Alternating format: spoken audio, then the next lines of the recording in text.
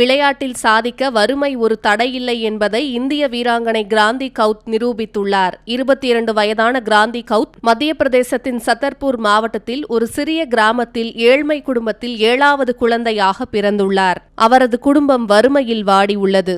அவரது சகோதரர்களும் கூலி தொழிலாளியாக பணியாற்றியுள்ளனர். வறுமை காரணமாக கிராந்தி 8ஆம் வகுப்பிற்கு மேல் கல்வியை தொடரவில்லை.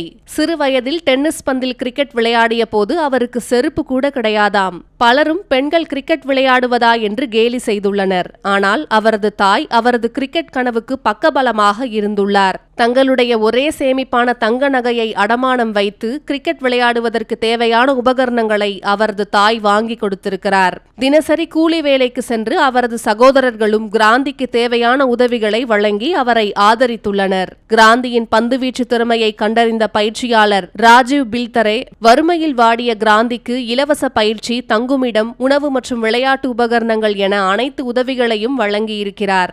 அவரது வழிகாட்டுதலின் கீழ் கிராந்தி சத்தர்பூர் அகாடமியில் சேர்ந்துள்ளார். விரைவில் மத்திய பிரதேச சீனியர் பெண்கள் அணியில் இடம் கிடைத்திருக்கிறது.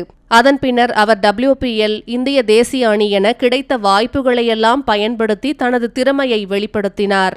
மகளிர் ஒருநாள் கிரிக்கெட்டில் 5 விக்கெட்டுகளை வீழ்த்திய இளம் இந்திய வீராங்கனை என்ற சாதனையையும் இவர் படைத்துள்ளார்.